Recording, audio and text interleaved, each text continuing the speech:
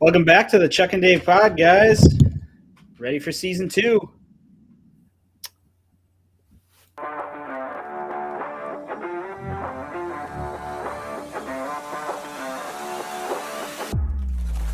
That stuff. And honestly, some of the new designs. The black and the Saints. So officially giving up on Taysom Hill, I'm sorry.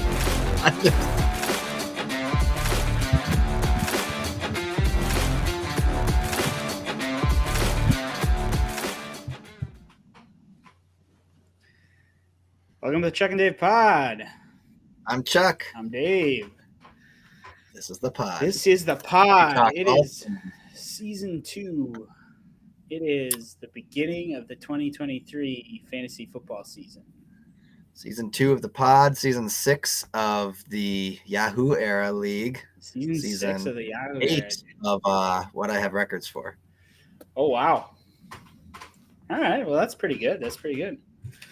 A couple years, we'll have to celebrate our decade. Decade. Ooh, let's hope. And we've got some brand new blood this year. We do.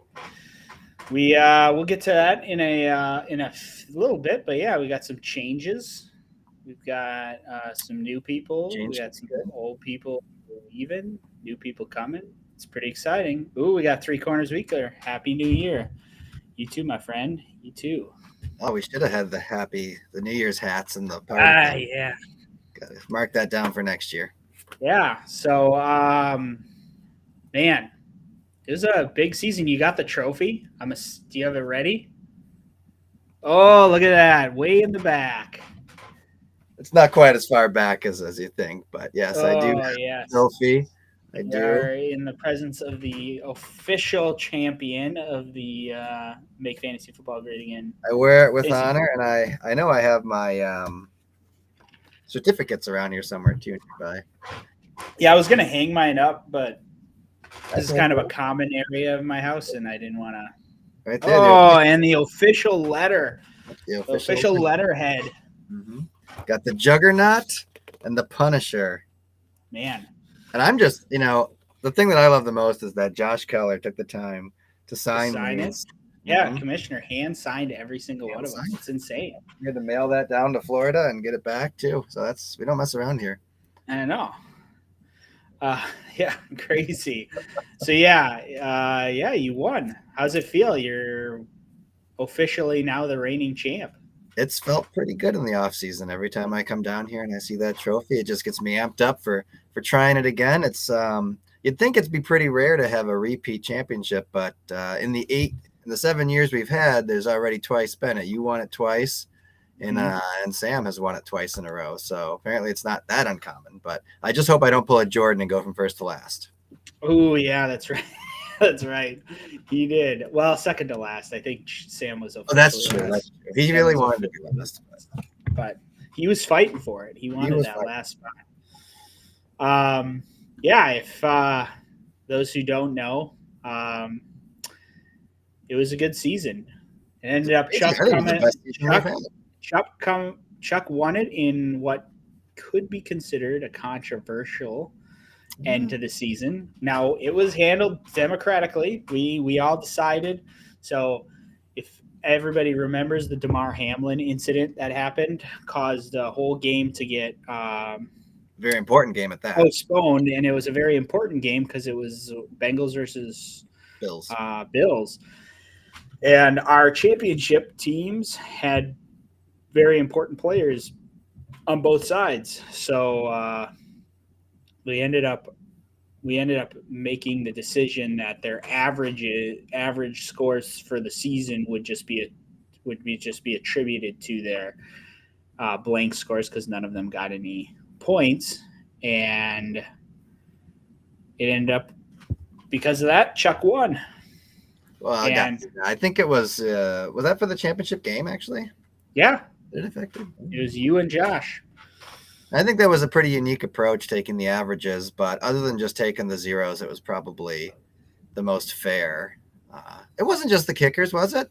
No, it wasn't just the kickers, George. I know for me it was Tyler Bass, I guess. I don't know if he had the kicker too. He had Tyler Bass. I think he had the kicker as well because I think he had He did have Evan McPherson. I mean, But I guess there was another.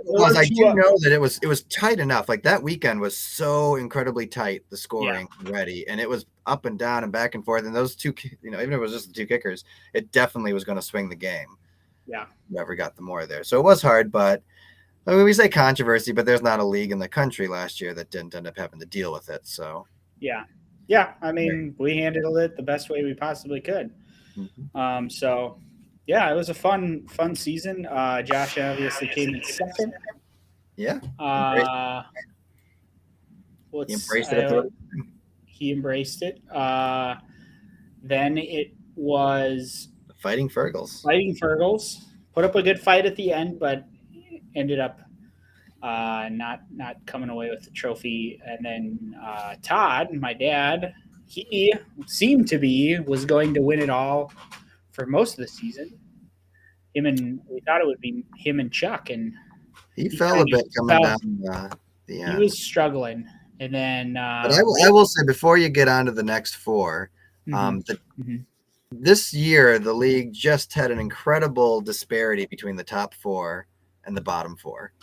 This last year, it was the top four just kept winning, and the bottom four there was like a 3 games there. It really not much of a playoff fight coming down to it, but I know Todd really dominated strong a lot of the year, which, if you don't know, is completely unlike him, and we sure hope that he gets back to normal. The theory was that him and Sam, while both auto drafting, accidentally got each other's drafts, what they should have gotten.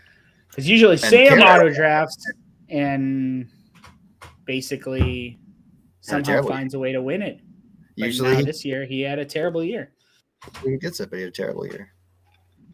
Extremely strong year too. I thought at the end when we came to the playoffs, me being the first seed, the one I didn't want to play the most was Kara. I thought she had the hottest team coming down the stretch there. Yeah, she was a scary team. It seemed like she was firing on all cylinders basically at the end there. She kind of solidified her playoff spot, and then she was scary. She had a really good team last year. And, I mean, Patrick Mahomes alone was really scary, plus Devontae Adams, ETN, Justin Jefferson. But the biggest issue was her, top players were playing really poorly at the end. Like, the people that had carried her entire team weren't really Justin Jefferson for her last game scored 1.75 points, which is nonsense. Mm-hmm. Dallas Goedert scored 5. Fortunately, sometimes that happens in fantasy. You can have the best team on paper, although rarely do you have a terrible team that just happens to just blow it out of the water. Yeah. All right, so then the consolation bracket. Yep. Rich, Mr. Mediocre. I think he won I'm pretty sure I gave him Mr. Mediocre as the. He certainly cemented himself as the king of the consolation. Yes, he almost. I think he almost has a perfect record in the playoffs. Well, he played a total of 6 playoff games, and he lost his first, and then won the last 5. Man, that's insane. Mm-hmm. So he would just kind of skate through the year and then strike when it was too late. Yep. I mean, his team overall wasn't the best team in the world. Well, but they rose up. They did. Especially, but I mean, if you think about it, the 6, 7, 8 spot, I mean, you're talking 5-10, 4-11, 3-12. We had some pretty pathetic excuses for a team. With a very top-heavy league, you end up having a very bottom, empty league. Yeah. He isn't real. We'll dig into that. Yeah, we'll dig into that. We're not giving up on this yet. He may be gone, but he will not be forgotten. So I mean, it really was just a fight to the last. I mean, I lost both of my playoff consolation games, and I wasn't even trying to tank. But you, of course, have some of the most experience tanking of anybody in the league. I do. I am a tanker. So, I mean, I know how to do a tank right. You got to have the advantage, because if both people are going to tank, you got to know if you've got the tiebreaker or not. And Kara didn't know that when she tanked. So. But I mean, even though I am looking at my stats right now, and last season I had by far, almost by 100 points, the most points against me. Were you the guy that got hit with that the most? 1849. I think I won the punished award because I was punished. Most points against was certainly you. Yeah, you were 1849, and the next closest was 1787. Now, I mean, my team did not put up playoff performance numbers. I mean, again, 1,500 points is pathetic. But season points against, as a reminder, the stats, I believe, on Yahoo do not include playoff points because your total points against you was actually 2,060. Well, that sounds even worse. Whereas Josh, Mr. I only play cream puffs himself, for the second year in a row, yes, the easiest schedule and only had 1747. That's over 300 less points against him than you. 100%. 100%. So I look forward to the commissioner once again having the easiest schedule. Yeah, somehow figuring out, because I mean, this is like 3-4 years in a row now, and it's insane. It's crazy. He did actually break a record for the least season points, I believe. I have it highlighted yellow. So yeah, I mean, again, blast of a season. It was. I think our having this podcast really helped maintain connections. I think this in the Discord. Creating. I'd really love to see a little more banter back and forth during the season on the Discord. I think during the week with the upcoming games, just kind of throwing some trash out there or some discussions would I will say the trash talk sub channel is pretty weak. I mean, there's probably a dozen chats in there. And it doesn't have to be trash. The trash talk is fun. It doesn't have to be, even just like basic conversations, maybe talking about how Josh is sucking. Yeah. Yeah. Well, thank you. Thank you, Jordan. Jordan said some nice things. So we did, let's just finish up the wrap up here. We did have a good battle for the bottom between Sam and Jordan last year. They were both really in the fight to the end of who would be the bottom seed. Yes, they territory for Sam. Yeah, he's not used to that. And I know he would even talked about tanking because he wanted that first pick, but apparently it was unnecessary. It was not. And of course, we changed the rules of the draft so that the bottom four were locked in at the end of the regular season. Yes. Regardless of the consolation bracket. Which I don't actually think even changed. I mean, we made that rule and it wasn't even necessary. I do think it pretty much it all ended up exactly the way it should have. Nope. Sam. Wait a second here. Oh, yeah. No, Jordan ended up getting the last seed then. Yep. So they did swap because of that. What's that? It would have been Sam. No, Sam got it. Jordan would have gotten it had we gotten done the consolation bracket. Yes.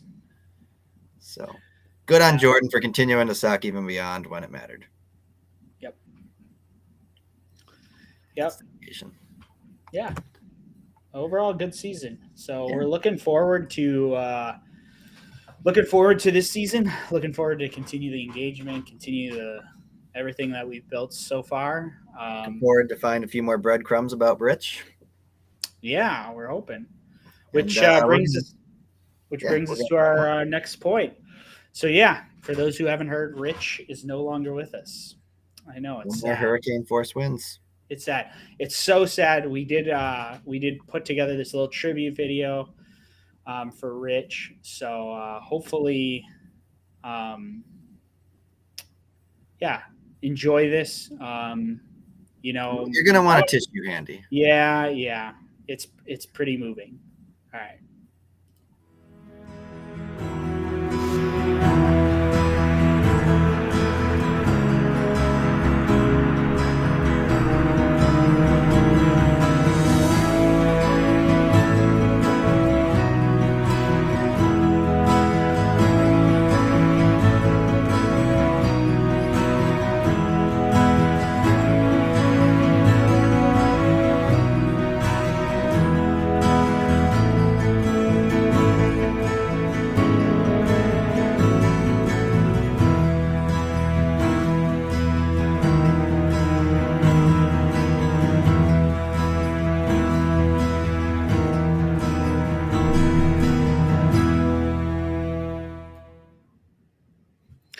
Oh, sorry. A little dewy-eyed there. That is something. That is That something. was I hope somewhere he's able to see that. Yeah, hopefully I'm sure he watches the pod, so.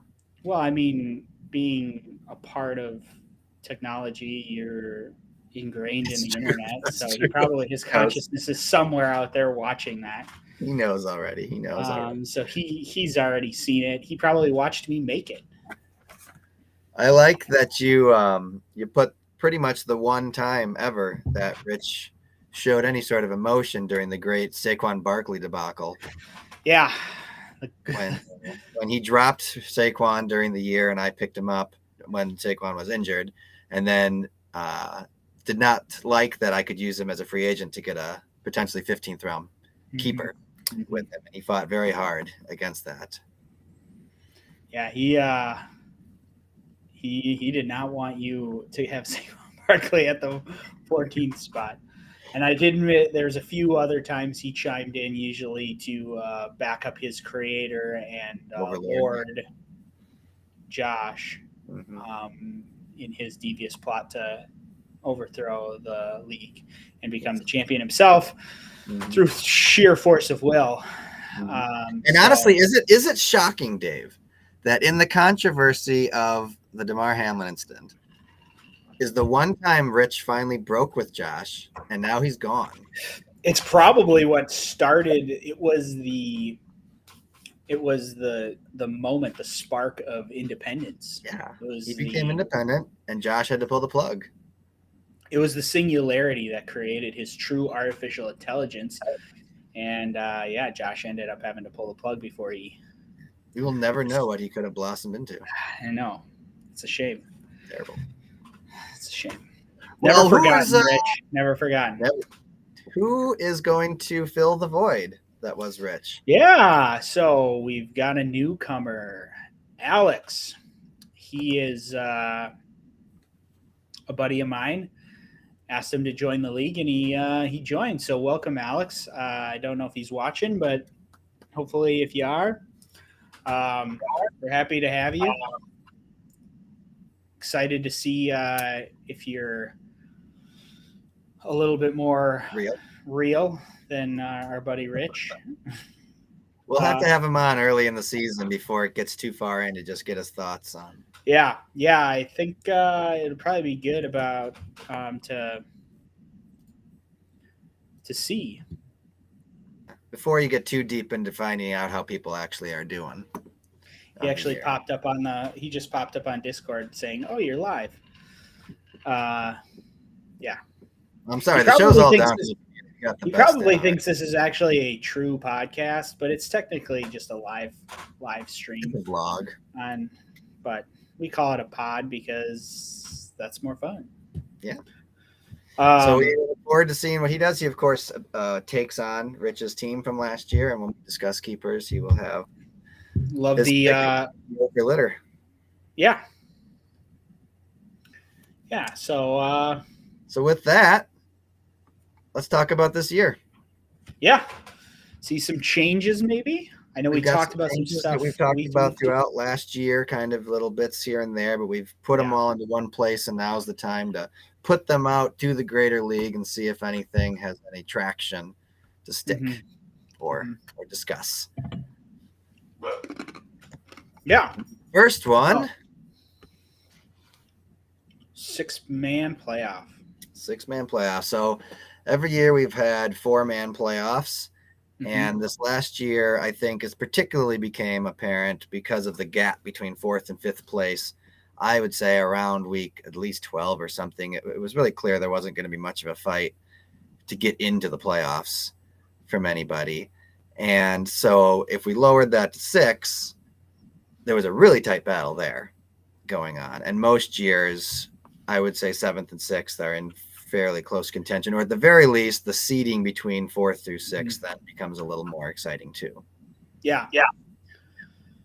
I mean, I think last year really put us in perspective of the idea of like having a 6-man would have been really fun, because there are so many close times where it's just like, oh man, wouldn't it just be fun? And the consolation bracket is almost completely useless.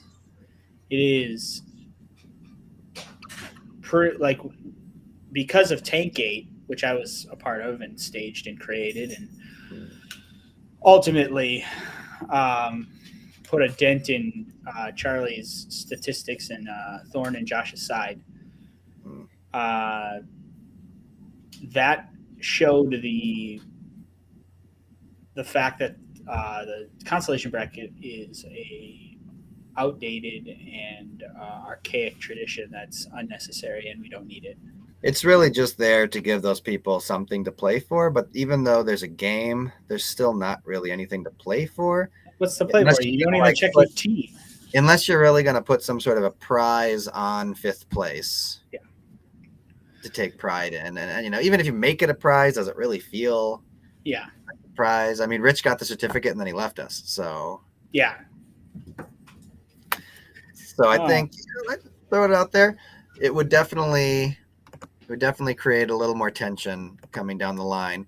The only drawbacks really would be that I guess 7th and 8th seed would be done playing after week, what would it be, 17, 16, 15, after week 14. They would just be done playing. Yep. So in early December, they'd basically just be over at that point. Spectating. 1st and 2nd seeds would become guaranteed to finish in the top 4 still, because they would get a bye on the 1st. Playoffs. I agree. I never had a problem playing for 5th. Chuck, I believe you're cutting out a little bit, but it's okay. Power through. Yeah, I think it's fun at least to play for something. Yeah, that's why I think the consolation bracket. I mean, obviously, we had talked about a consolation bracket trophy at one point, and a last place trophy, or some sort of last place thing. Yeah, and I don't know how much freedom. I don't know how much freedom the commissioner has with the playoff structure. I don't know if you basically just use. I think I read something on Yahoo, and I read the 6-man one. Basically, a setup, so it's not going to be like when we kind of talked about have seeds 3 and 6 and 4 and 5, and then the 1st seed would take the lowest winning seed, play them. It sounded when I read the thing like it wouldn't be that case. It would just be that 1st seed would get the winner of 4 and 5, and the 2nd seed would get the winner of 3 and 6, regardless. Oh, that way it already has like a thing, and it knows where to slot them in. I don't know if it's just for the algorithm or whatever. So I didn't know if there was a way then that you could basically have like 7 and 8 be a bye also, and then the bottom 2 losers get to play them in like a now changed consolation bracket. You know what I mean? I doubt that you could do that, but potentially 3rd place could finish as low as last. I mean, I don't like that. That's just opening a can of worms for tanking, but for the 3rd place team, I guess. Yeah, that's true. That's true. That's true. The other, I have liked the fact that there's one person that you play 3 times, and that would go away with a 3-week playoff as well. So that'd be a little bummer. So there's kind of both sides to do there. It does make the playoff race more exciting, but it ends people's seasons completely early. Yes. So there's kind of 2 things there. Yeah, I know if I were on the outside, I wouldn't be that interested in. I mean, I would be interested because I'm going to come talk and stuff, but we'll put it out there and see what people think. I know we'll get a lot of feedback from Todd. Yeah, I know. I'm sure my dad's watching, even though I called him about it like 10 minutes before the podcast started, and I said, hey, make sure you check Discord at 4:15. I don't think that's how it went. I think I came on and you were there and you didn't know, and I heard, Daddy, please, just once.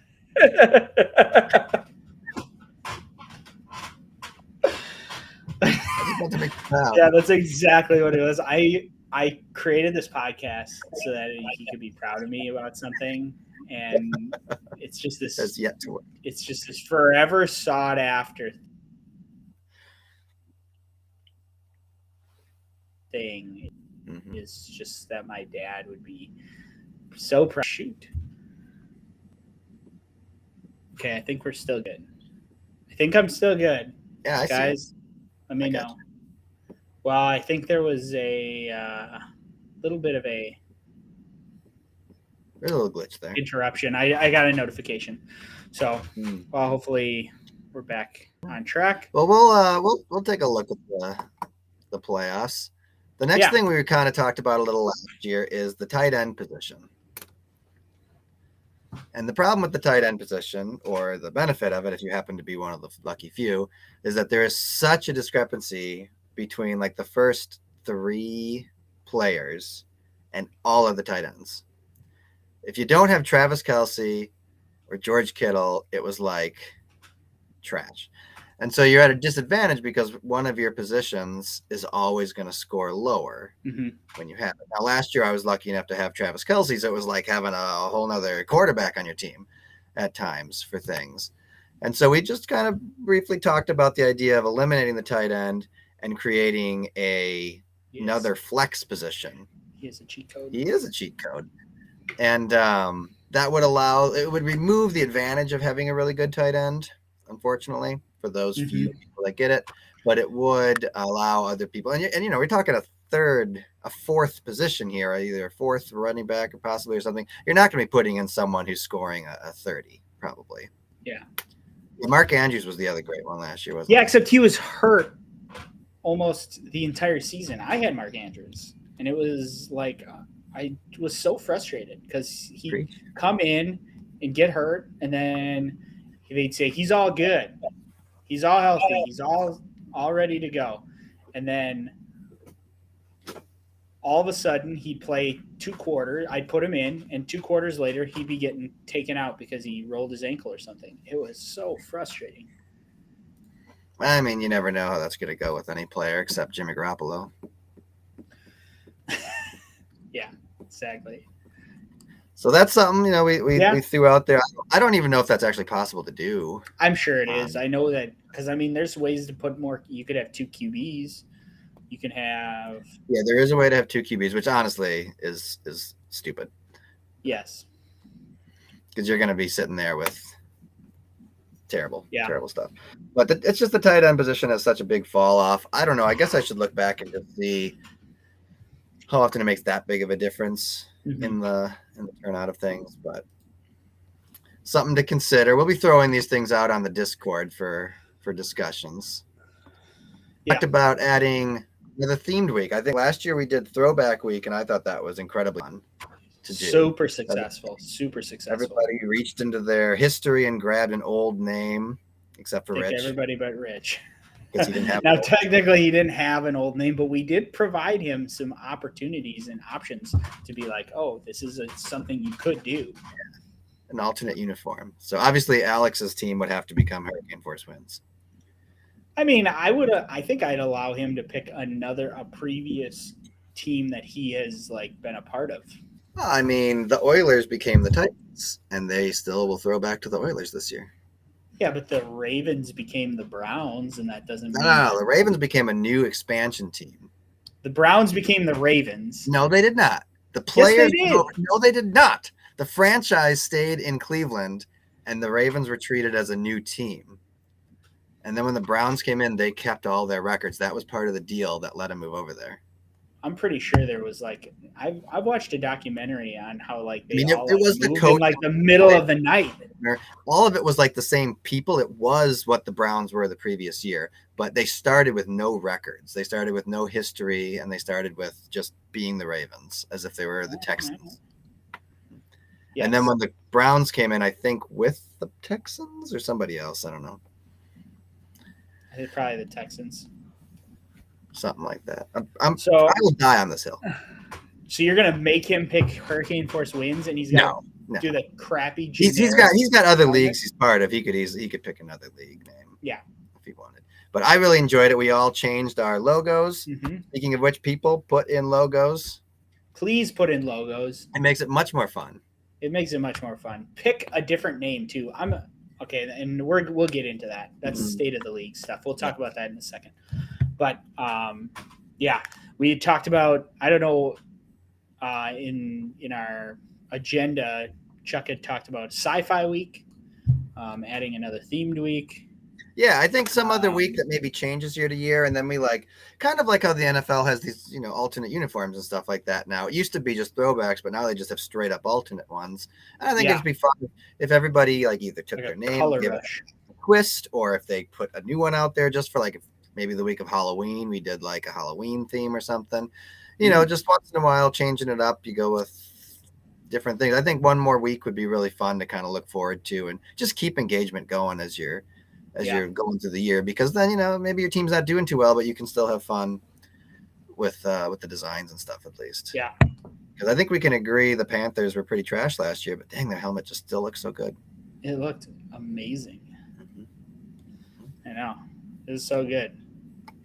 So I think that's we talked about revamping rivalry week. So Chuck and I had been bouncing this idea about there's always this rivalry week in the Yahoo Fantasy, just randomly, but it's just randomly assigned to a rival. So Chuck's good at the stats, so I think he'll probably dig into the stats, and we'll try to figure out some process in which we would choose somebody to be our rival. So I mean, with an 8-man league, and if you have somebody that you're just like, you know what, I hate this person, make them my rival. We'll weigh that in consideration. Well, I think if we were going by hatred, I think it's pretty apparent that you and Josh tend to butt heads the most. Me and Josh do butt heads quite a bit. I mean, we're brothers, so. From a perspective of meeting each other in the field of battle, there's only a couple of people that have met each other 3 times in the playoffs. So at that point, there's kind of a rivalry. Me and Jordan have met 3 times, and you and Kara have met 3 times in the playoffs in the past 5 years. So that's pretty frequent for that. Yeah. So that could be considered grounds for one. If you're looking at people who are very close to each other, me and Josh and Jordan and Dave are the only 2 groups that have a tied overall record in the past 5 years at 6-6. So that's kind of a rivalry. There. So there's a couple different ways we could look at it, but I think now if we did the 6-team playoffs and we have even, it would be a little harder for Josh to make it on a certain week, because then you'd actually have 2 rival weeks because they'd play and like that. But then there really wouldn't be a specific rivalry week. But I mean, maybe you think about it, the Packers have a rivalry, and the Bears and the Vikings, and we play them twice. That's true. Maybe we just see how the schedule plays out. Maybe we can look at it right now. I don't know. Is the schedule kind of up now that Alex is in? Probably. Let's take a peek here. I think it is up right now. I would be playing Up My Balls 3 times. Love it. So I guess I would be playing Alex as my rival. I actually play Kara 3 times. You would be playing Kara, and that kind of fits. You guys have played a lot in the playoffs. 1, 8, and 15. So who else would have it? You and Kara, me and Alex. Sam would have Josh, so that would mean Jordan and Todd. Interesting. It's not a whole lot between Jordan and Todd, but again, Todd only became good last year, so. We'll see. Yeah, we'll see. We'll take a look into that and throw it on the Discord. Because I think Josh can play around with the schedule a little bit. At least when I was commissioner, I was able to putz around with the. He definitely he could set it up himself, because you could set it up as divisions if you wanted to, or something weird like that. Yeah. So we'll throw those things on the Discord, and hopefully we have discussions and people will participate. Maybe Sam will turn on notifications for Discord again. That'd be nice. That would be nice. The more people communicating, the better it all is, and the more enjoyable the thing is. Even if your season isn't going great, just having that group together is enjoyable, I think. Yep. So Yeah. what's next? Now we get to talk about the draft. The first big wonderful, thing. the next thing that we get to look forward to in this 2023-2024 season is the draft. And we are in a keeper league, so that means you get to keep one keeper. You lose the draft pick that you pick them at, one up from that draft pick. So if you picked somebody in the 7th round, you would lose your 6th round for this one. If you pick them up as a free agent, you lose the 14th. Yeah, so let's talk about some keepers, huh? So Chuck and I kind of looked at everybody's and kind of had some ideas for keepers. Now I tried kind of sketching out because I know we talked, and some people it was kind of obvious who their keeper should be. Some people really didn't have a lot to pull from, and some people had quite a few that could be understandably kept. I know we kind of looked at what we thought the obvious choice was. I kind of marked down what I thought the smart choice was, a couple of value picks, and then in most cases I tried to find a bold pick if someone really wanted to put it all on the line. And did you find a bold pick? Did you find a bold pick for every single team? No. There was one I was just not able to find a bold pick from. Rich's but we'll team. get there. We'll get there. It was not Rich's team. Oh, really? Well, Rich's team is a lot of bold picks. Or I should say we should start referring you to Alex's team. Cut my balls. Unfortunately, I don't know if you're going to be able to get Cooper Kupp. I hope he gets Cooper Kupp. That'd be great. That's true because he was pick 1, wasn't he? So he can't use him as his keeper. Might have to change his name to like Lambs for the Slaughter or something like that. Oh, that's a good one. I just came up with it. That's something. Reach out to Dave for all your needs. If you also want McDonald's things, let's start at the top of the list here. We like McDonald's leagues. I look forward to when you move on to Burger King. Yeah, that'd be ooh. What, you use the same name in a different league? Well, it's okay. He's starting. He's fresh. He's still got time to change. You shouldn't have said that, Alex. I wouldn't have said that. It was actually pretty clever, and we were pretty happy about it. We'll get to that later. Not a fan? We'll get to that later. All right. All right, so we're just going in any random order. I don't know how the order was picked here, but it had Josh at the top with Embrace the Sun. So what is your thoughts on what he could be keeping? I mean, I think there's a clear pick, and I think that's Deebo Samuel. I think Deebo at number 13 is a clear, you're talking Deebo is probably at least a 2nd round pick. So getting him in the 13th would just be a steal. Mm-hmm. It would really free up his positions because Deebo is just one of those Swiss Army knife guys. And you're going to score points with him. No matter who they throw in at the quarterback position in San Francisco, it's going to be someone who probably is using him as a bit of a safety outlet at times. And I put that down as just a smart choice. I think you take Deebo Samuel at 13, and you really can't go wrong because you're going to free up your early rounds for some other strong guys. But I did pick out some other value picks. I'm not saying they're the right way to go. I'm just saying Kirk Cousins in round 12, contract year, maybe. You like that? Yeah, you like that? Yeah, that's a good one. I mean, he's as much as I'm a Viking hater, Kirk Cousins is consistent. He will score you 20 points every game. Yeah, he'll get you. I thought Godwin could be a little, but round 14, I don't know that he's going to do great with Baker Mayfield, but somebody's got to catch some passes. And even on terrible teams, usually somebody gets you points. And for giving up round 14, you're not investing much. The other one I consider would be Hawkinson for round 7 because he's one of the few tight ends that probably has potential to do something. So value-wise, locking him up in round 7 could be nice. I don't think it's better than Deebo Samuel round 13. Sure. My bold choice is taking Nick Chubb with round 1. Ooh. That's really bold. Picture this. A full offseason and now year with Watson playing, and the O clicks in Cleveland. And he just goes off as a big part of that. I mean, he was ranked 18th last year. TJ. He's ranked pretty high this year. He's 10th, I think. Yeah, he's 10th this year. And Josh is picking 7th. That's pretty close to value.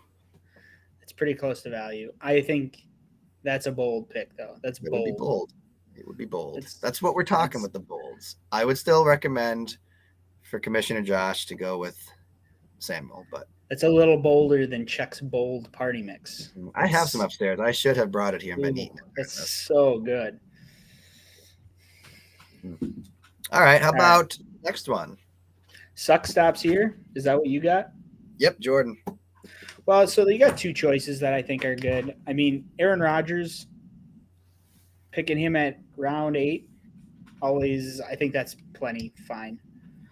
I'm just reading Alex's here. I'm not convinced that Deshaun will be good right away in a new system, especially considering he hasn't played in years. So he's talking about I don't think he's going to be good. I think that the Browns are going to have massive amounts of egg on their face for what they did to get him and pay him and went through. Mm-hmm. I don't think he's going to just suddenly be great. He took a whole year and a half off, and he was not ever really getting better last year. Yeah. But, the Browns are going to Browns. But that might cause them to run the ball more, and if Nick Chubb is part of that run game. That's true. Solid. That's true. So, Aaron Rodgers, 8 would be good. But I think Josh Jacobs at number 7. Now, granted, he is a holdout right now. I don't think he's practiced yet. He's going to be healthy. So I think that's a danger if you choose to take him and he holds out for the first 2 weeks of the season because they don't pay him. But well, to be fair, our draft is the weekend before the season starts. So, I mean, if he's still holding it the week leading into the games, I would be a little risky then, I think. But, you could change your keeper up until like 5 minutes before the draft. So, I think I thought there was somebody maybe. I mean, you could do AJ Dillon at 6. I mean, that's a little high, I think, but I think those are my two. I put Josh Jacobs as my smart choice. I think getting him in round 6 would free you up to, especially because he's got the second pick in the draft. Mm-hmm. I think it would free him up to take another really strong running back and have two, like a really, really strong running back room on his team then. But I also put potentially Tyreek Hill. I don't know if he's worth but is he number 1 overall? Because he's getting the number 1 pick, or no, he's getting the number 2 pick overall. I don't know that Tyreek is a number 2 pick overall. He's a first round pick, but I think that Jordan is just too high to take him. Yes, absolutely. So it'd be a bit of a reach, and a wide receiver at the end of the day is never going to be as good as a premium running back. Yeah.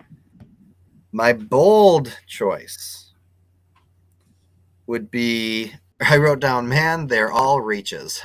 His team was not good last year.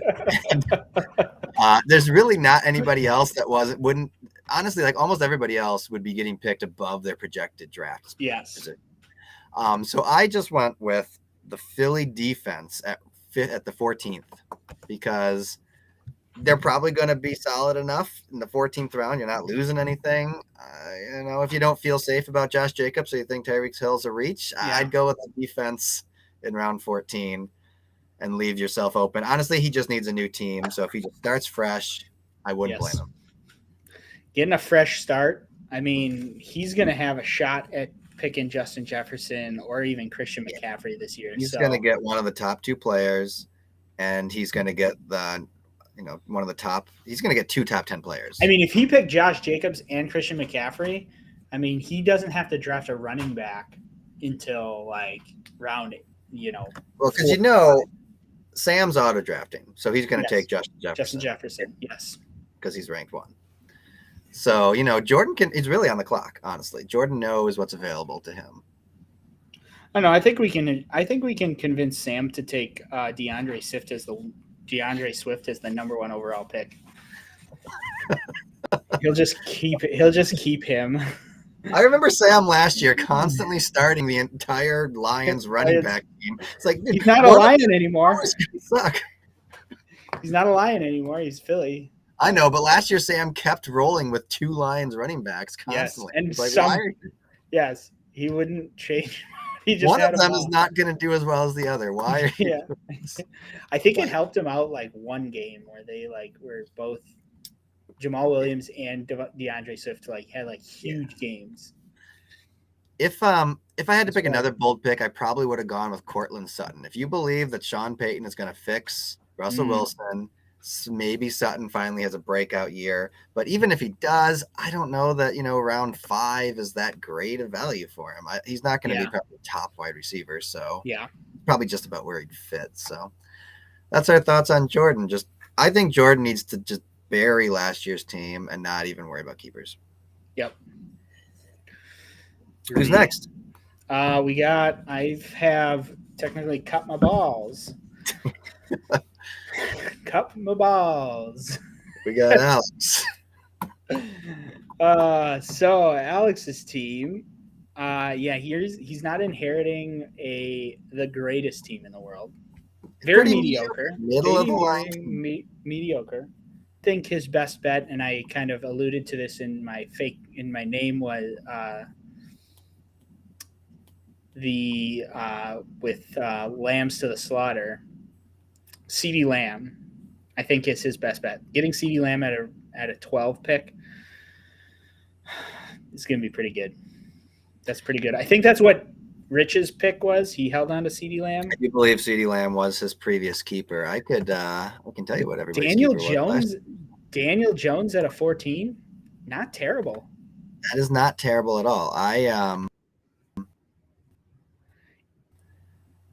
put that down as he's not going to do terrible. He's not going to be one of the top quarterbacks, but getting him for around 14, you at least have a very solid backup quarterback at good value.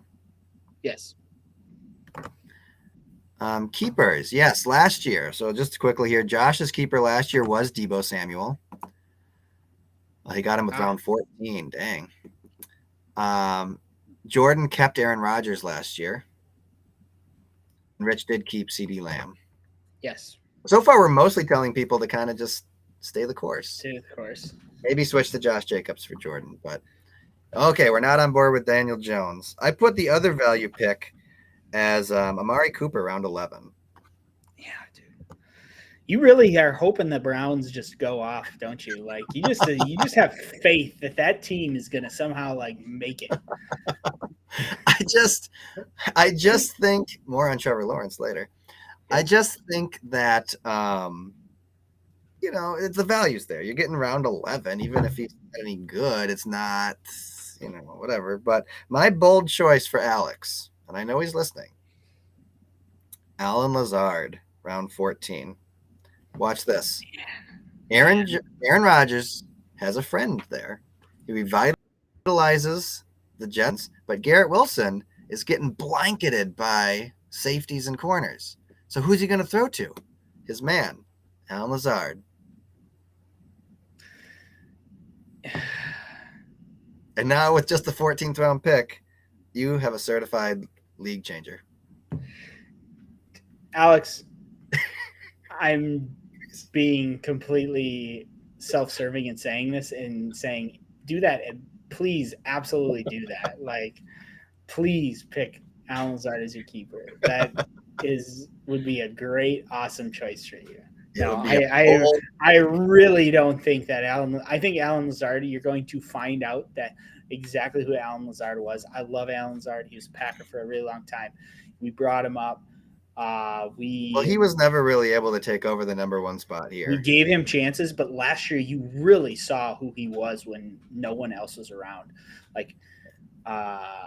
He could not hold his own. Dak Prescott could be an option. I thought about that too. Oh, you don't have Dak Prescott? No, you don't even have him. You can't keep him. I think he's saying because Allen Lazard last year was pretty quickly replaced by Dobbs and Watson. Yeah. And even Cobb, honestly. So I think what you're going to find, and especially there's rumors that the Raiders are going to want to trade Davante Adams to the Jets at some point. There's rumors. So if Davante Adams and you're talking about Al Lazard is going to be riding the bench for the rest.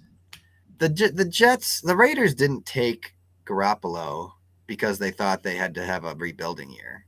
You know, Garoppolo has always been a fine quarterback who can get you places if you have guys.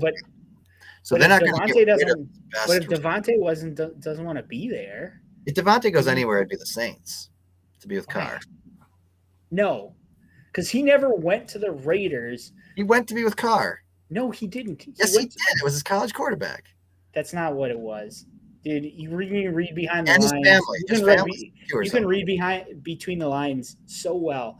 Aaron Rodgers told him, "I am not sticking around here." And Davante Adams jumped ship, and it happened to be with his favorite team as childhood team, the Raiders, with his college friend Derek Carr. He was going anywhere that was going to be willing to pay him that wasn't the Green Bay Packers. Yeah. It sucked, but it's what it was. Yeah. But he's not going. He's going to be in the Raiders. He's not. There's no chance. I think before the trade deadline, you are going to see Davante Adams wearing a green jersey. Because he's on the Eagles? Wouldn't that be something? No, it's going to be the Seahawks throwbacks. Yes, Seahawks throwback. I mean, I would take that money on you, honestly. But let's move on to Todd. Last year, Todd's keeper was Jamar Chase. It's going to be it again. There's a few picks. He's got a pretty decent team. Yes, he did. But Jamar Chase for round 11 doesn't get much better than that. Garrett Wilson for round 14. Yeah, I just don't know. I mean, it's kind of like No, I mean a third, the number 3 overall pick this year, which is going to be Jamar Chase. All the stuff on the Jets offense comes down to what you think. Yeah. Was it because Aaron Rodgers was just surrounded by trash and couldn't do anything on the Packers, and that's why he was down last year? And he's just suddenly going to be in such a great place with the Jets, which, by the way, the Jets did just get Dalvin Cook. Did. So, I mean, they're definitely loading up to try to do something there. But is Rodgers at the point where he's declining? Is he Tom Brady of last year at this point? No, but I don't think he's going to do as well as everyone thinks he's going to do. You know? I don't know. They got a great defense, but that doesn't help you in fantasy. Yes. Unless you have their defense. So what's your take? What's Todd taking? Jamar Chase. No question. Jamar Chase. I mean, that will be the greatest. That'll be the greatest keeper out of all of these. I don't think anybody else has a better keeper. Honestly, that's probably why he was good last year, because he got a great player low. Yeah. And then the auto draft was able to get him some other great players. Stephon Diggs, Jamar Chase, Miles Sanders, Christian McCaffrey. Insane. He had an insanely stacked team that kind of Christian McCaffrey will be at the end. Christian McCaffrey will be on Jordan's team, I'm sure, this year. Yes, it will be. My thoughts here. Ignoring that, I think Goff at 14 is pretty good value. It's good value. It's good value. He finished 13 last year. Like, that's good. Yeah. I put Sanders at 10 is good value. Round 10. Honestly, you could take your pick on his team. There's Jamar Chase, who's clearly the best, but he's got so many that would easily be keepers on other people's teams. Hang on, Chuck. The commissioner has joined the chat. Oh, sir, your highness.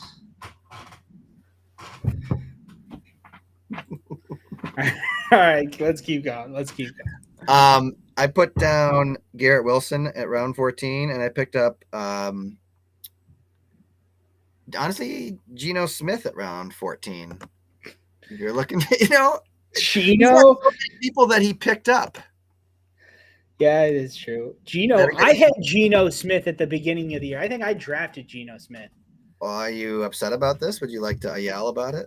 No, but he didn't do anything until I got rid of him. No, I wouldn't do that one. But my bold choice for Todd, I couldn't come up with one because almost everybody on his team is going to be good value. Even his worst players are far enough down that they're risk-free, more or less, Yes. and the good ones are just insane value for him. Like, there is no bold pick for him other than to not take a keeper. If we had a dynasty league or a multi-keeper league, I think my dad would be very good for a very long time. His team is why I would never want to be in a dynasty league. Yes. He's basically he had so much talent. Between you and my dad, you had everybody. Care a little bit. Yeah. So how about Sam? Sammy boy, I have one down for him, and that is Josh Allen. I just didn't see anybody that was worth doing anything with. I guess Last year he took Josh Allen. Jamal Williams. I don't know how he's going to do in New Orleans, but Jamal at 14 is pretty good because especially now that Alvin Kamara is going to be suspended. Tua at 14. I would personally love it if Sam started both Swift and Williams again. It's insane that Sam drafted the Tampa Bay defense in round 7. That's insane. What was he thinking? Again, the computer thought it was Todd. Because usually Todd the Tampa Bay defense at round 7. That's insane. I mean, honestly, here, just taking this back to Rich again and like his little, becoming sentient. I think something was happening in the AI at the draft last year. He was starting to grow and it caused a glitch that traded those teams.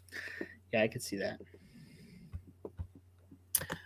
Yeah, I put for Sam, I think Josh Allen is probably the smart choice. He's starting to get closer to his value with a round 9 pick, but he's still pretty good there. Yeah.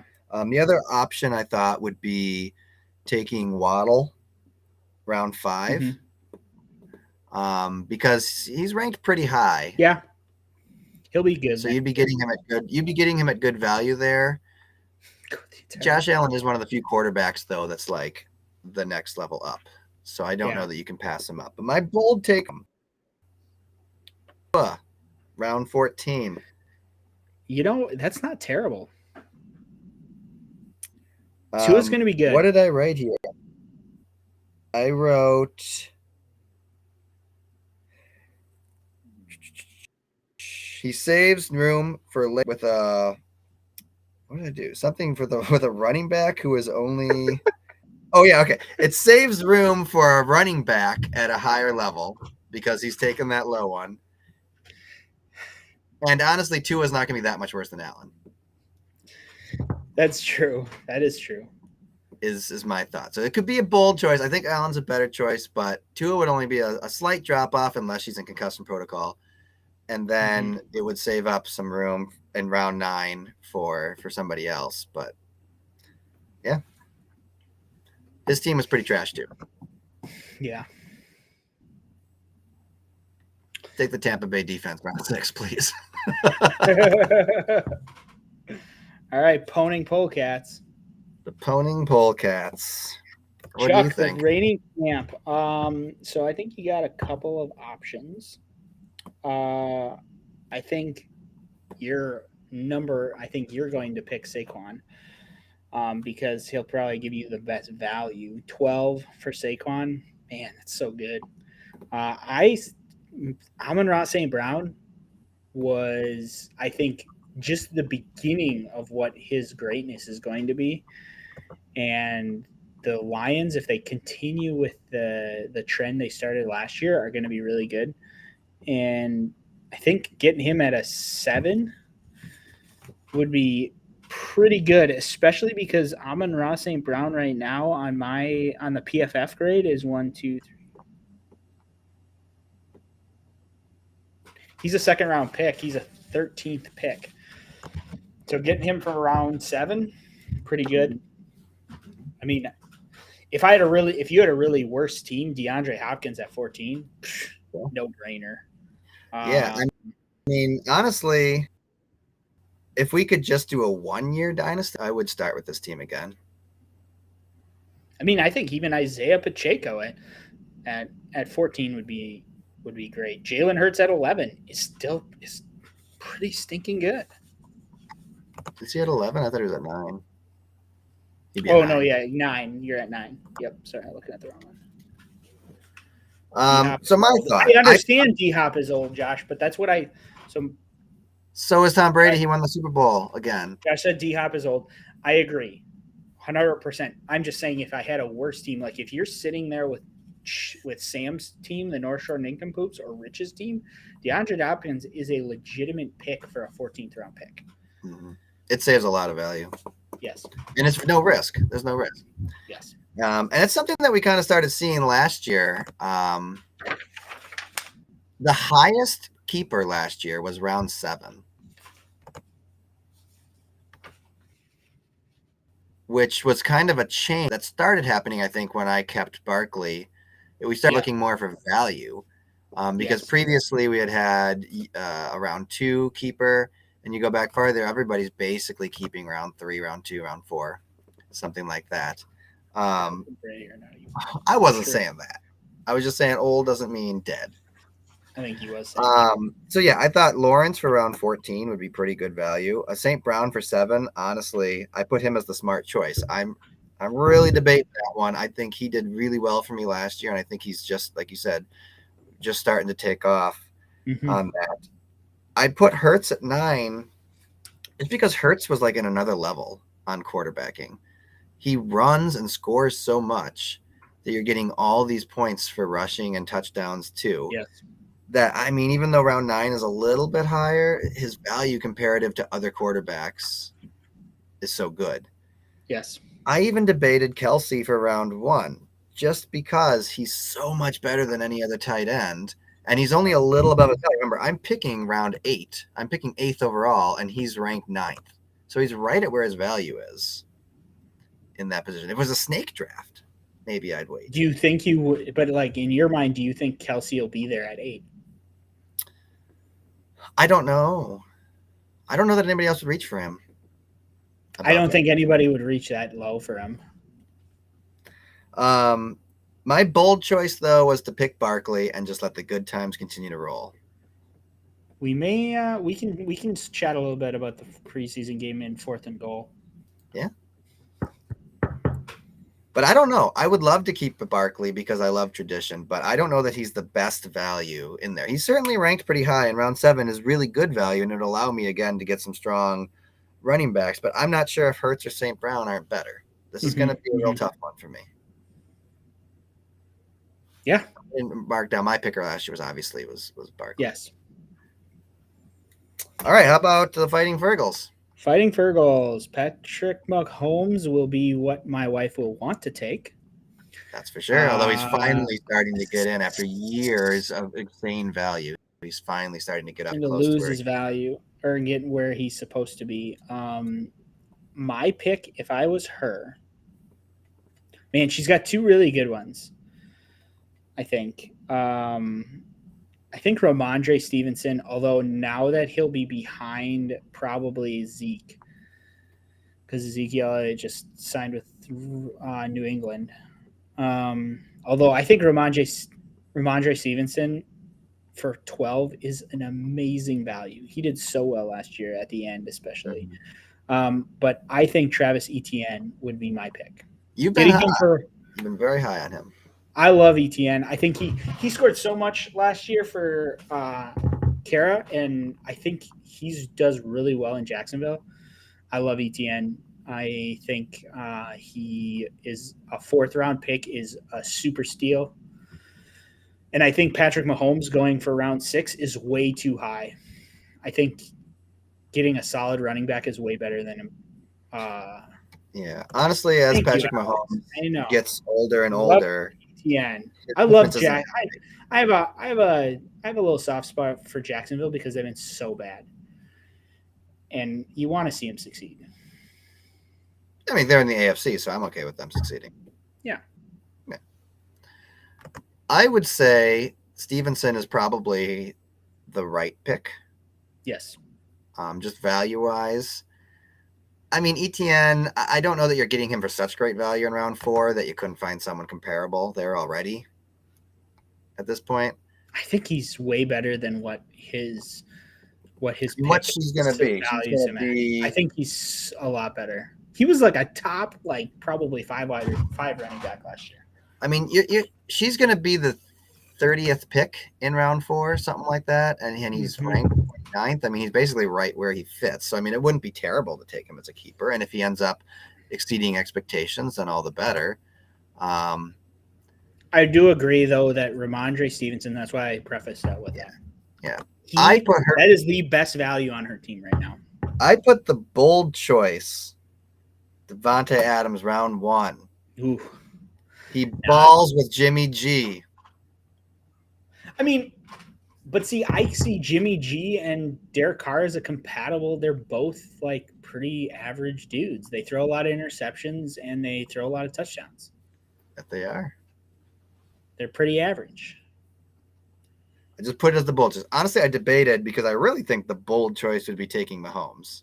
No, the bold choice would be taking Tom Brady, expecting him to come out of retirement one last time. I still can't believe they like the sheet I printed off has him ranked 349. Like they still have the gall and the balls to rank him. Because they're like, there's one guy in that room who's that one statistician's like, you cannot count him out yet. He's ranked. I mean, Leonard Fournette is ranked too at 152, so obviously someone's high on him. Jimmy throws picks, Josh. He's kind of like a Kirk Cousins. Jimmy is basically made of Teflon, and only good things stay on him. All right, that brings us to you. Am I the last one here? So and I can tell you already. Something I love looking at your team, just from last. I'm not going to make any comments about this one because I already have my. Something I love looking at your team, just from last year, is how many of them were free agent pickups, and your season wasn't going well, and you didn't just sit there. You trashed the guys you drafted and axed them out of there and traded them away and said, no, we're going to do everything to get 6th place. Good on you for that. So you have a lot of options for round 14. If you wanted. I mean, Watson for 14th would be some terrific value. I think it would. I think that'd be terrific value. It is. Damian Pierce, round 14, would be killer value because he is basically the heart and soul of the Texans right now. And I know that's who you're going to go with. Yeah. I just think that's a smart choice. But even Marquise Brown for round 14, I don't think he's one of those guys that I think tends to be ranked high and then not really live up to those expectations. Usually. What is I never know how to pronounce it. Olav. That's another good. Olave. That's another great one.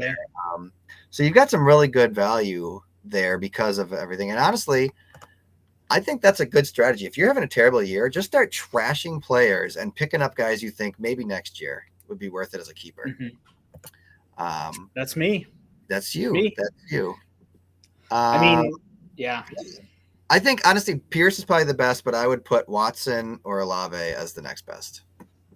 Watson and Olave. I think Olave has the best shot with Derek Carr now. I think because last year their quarterback situation was so ridiculous. So some breaking news. We need to make a little video for that. Sounds like we're going to have a Sunday draft. So you need to make a little video that says like from the desk of the commish.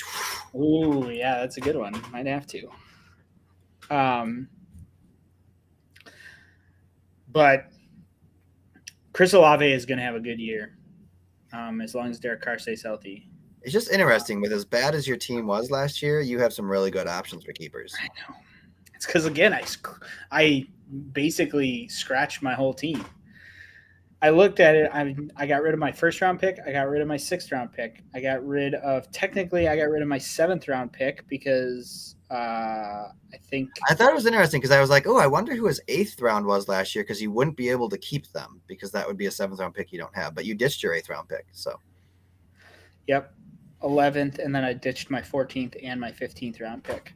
So I ditched 1, 2, 3, 4, 5, 6, 7 of my guys. My original Interesting pick tidbit. was Your half keeper of last was year. Your keeper last year was your 7th round pick, Chase Claypool. Did I thought I didn't keep anybody. Oh no, I did keep. I think did I keep Chase Claypool? Yes, I wrote down you kept Chase Claypool. He got Last 84 year? points in the whole year. Yeah, he sucked.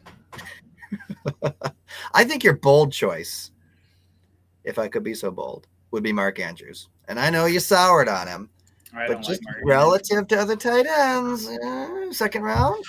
He finished 110th last year, and they are rating him super high because he won't get as injured. And yes, the only reason he was bad is because of the injuries. He was good when he was healthy, but worst keeper award ever. You know, I used to have a stat called biggest bust, but I don't really know how to calculate what the biggest bust was. But I think that I have already entered my keeper for the year, and now granted I can change it, but my keeper right now is Dameon Pierce. I think that's a solid choice. And I believe that Kara entered her keeper last year the day after the league finished. Yeah, I bet she did.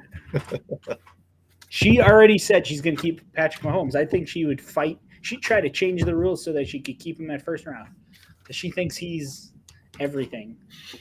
You know what? If she wanted to take him in the 1st round, I would let her, personally.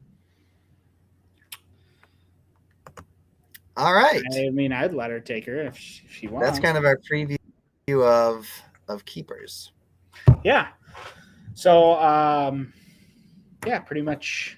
I think we kind of introduced a little bit. I have a note to talk about mock draft, but I think we really talked about mock draft during that, so we don't really have to dig too deep into that. So I'm excited. We will. I think Chuck and I had talked about doing a live stream for the draft, so feel free to jump on in, and we're gonna kind of grade. I've always thought during the draft we'll do live grades. Yeah. During the draft, I've always hopped on the chat and try to say things, and really people don't say much. But I don't know if we're just so concentrated in our war rooms, but I think it'd be fun to have everybody who's at the draft live on the pod. Yeah, just chime. We could have people chime in. And just kind of have people video on even and talking about it. I don't know that my computer could run the draft and all these videos at once, but we're gonna have to fix that. Maybe I'll just have to get Toby's Chromebook up. So last but not least for our official stuff is the state of the league, team names, and league name was added by Chuck. So I'm curious to hear about what that means. Yeah, like a conference call. Sure. So I was talking with my wife last night on our walk, and we were kind of speculating on what Alex's team name could be because that was kind of the hot topic there. I'm assuming none of them were Cut My Balls. Yeah, that was not one that crossed our minds. We didn't really even speculate actual names on that, but just the idea, and it crossed my mind that a lot of our team names are pretty trash. A lot of them are trash? Oh, yeah, of course. I personally, maybe I'm just an old school at heart, but I like it when a team name sounds like a team name. I agree. And when we have stuff like Embrace the Suck and the Suck Stops Here, that's a slogan. That's what I talked about with my wife. I'm like, make your team name whatever, and then Embrace the Suck is like your catchphrase or something. But that's not a team name. It's a sentence. I agree. Now, I don't know. You have the theme with the McDonald's. I don't dislike that. A little bit. It's kind of fun to see it. But honestly, when things like that were Embrace the Suck and the Suck Stops Here and Cut My Balls were changing every year, it was okay. But now it's just there. And it's how many years I got to look at the Suck Stops Here? That's not a team name. So, I mean, I understand. So the Embrace the Suck was when Josh was he wasn't very good. So he named his team the Embrace the Suck, which, if anybody knows, is the Marine catchphrase. So you embrace the suck. So he's embracing the suck. And then Jordan used to be the Buck Stops Here. I'm not 100% sure why it was the Buck Stops Here. They had a buck as a picture, I know. Yeah. So he had the Buck Stops Here, and then he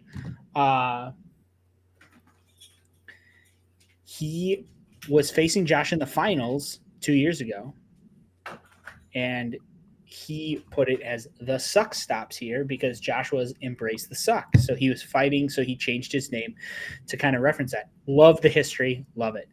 But then for whatever reason, Jordan didn't change his name last year. He didn't change it back. And I think it was because, well, this is a winning team. I want to like. You believe it had something to do with being the winning team, yeah. So it's like, okay, I get it, but it's like. I mean, again, that's a sentence. It's the change. I'm Jordan. Jordan, if you're watching still, I doubt it because there's only 2 watchers, and I'm assuming that's Alex or Josh or me and Josh. Jordan, if you watch this later, change your freaking name. That has to end. And Josh, you were Blue Shells Love Me. It was a great, clever name. But why is Blue Shell your logo, and yet you're embrace the suck? Either go back to Blue Shells Love Me. Or get a new name. Get a name as an actual name. Get a name. Yeah. Keep it as your slogan. Keep it as a slogan. Blue Shells Love Me? Josh, that was your name for an entire season. Yeah. You said Blue Shells Love Me. That's why you have a blue shell. But, I mean, I like the Poning Polecats. You created that name. But I like the Fighting Fergals. Fighting Fergals is my wife's favorite team name. She likes it the best. New London Bulldogs is a little bit lame because it's like an actual thing. I'd like to see that maybe, but I'm cool with the fact that it looks like a team name. Hurricane Force Winds, I was kind of okay with, but I don't know. I just like it when the team names sound like team names. Like when I'm talking about them and you're saying a sentence. Yes. And then they're a team. I don't know. It's hard. Like you could be the Pleasured McRibs. That doesn't make sense. I'm pretty sure that was a doesn't make sense. Football League team. Doesn't make sense. I know you really wanted me to do the QPCs. No, I like McRib for your pleasures. I'm cool with that. Yeah, North Shore Nincompoops at least. Yes, that's another one. It sounds like that, but he's stuck with that one for several years. Okay, but I really want to challenge people though to not only just change your names, but put some effort into changing the Grundoons. I don't know what those are, but I like it. I don't know, Josh, whatever. But actually put some effort into changing your logos, changing. Yeah, definitely get the logos. A diaper. See, I like that. Groundhog. My first ever fantasy team name was the Doge City Destroyers. I love that. I love it. If that's Doge from like I'm down for that. No, again, pick whatever name you like. Just be creative. Don't get lazy. We're past this point. We have passed the point in our fantasy football league where you can be lazy anymore. Mm-hmm. We now have a podcast, and we are going to call you out. So Jordan Suckstops here needs to change. I don't know what the heck your picture is. I don't know. Your name means nothing anymore. Change it. What is this picture even? I don't know. I think it's his kid. Somebody's shirt, isn't it? Like the back of somebody's shirt? It's the back of somebody's shirt. I don't know. Yeah. And Josh, figure it out. Me get out there and rant a little bit. I know I don't change my name. I thought about it this year, but I mean, it's been my name for so long. I mean, that's fine. I don't care. You don't have to be me. You don't have to think of a theme. Fighting Fergals is a great name, and it's a great logo. It's a solid name. It's a great logo. I'm not against the North Oops. And I'm not against North Shore Nincompoops, but I think he needs a logo. New London Bulldogs, I would say I think he needs a logo, but at the same time, like he's got the red helmet with the N on it. That's kind of New London's helmet. Yeah. So I'll allow it. And he's also 60 plus, so he's allowed to do things like that because he doesn't understand how to. He changed the picture in last year for throwback. He did, but I took an arm twist and a half to do it. Yeah. Anyways, we probably got to get going here soon. Yeah, So, absolutely. yeah, this has been a great first pod. Reminder: we'll probably be doing a. I know we were going to talk about the Packers' first preseason game. Let's just skip that for now. It was good. I enjoyed it. Looking forward to Saturday. Should be fun. We should be doing a live stream for the draft, so look out for that. We'll probably. I'm assuming we'll probably like start like maybe like 15 minutes, 20 minutes earlier than the draft, and then last the length of the draft. I agree. If that's good with Chuck, yeah, look for some changes. We're going to be trying to up our production value here, so I'm trying a few new things. So it should be fun. Any last thoughts, Charles? Excited for the year. I'm excited to see how the teams pan out with the draft. Yeah, this was a blast, guys. Really extra excited. Like I was starting to look forward to, but this got me. Yeah, now we're pumped. So, yeah.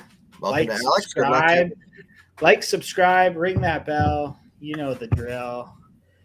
See if you you work hard, you get mine again. You get the hardware. All right. See y'all.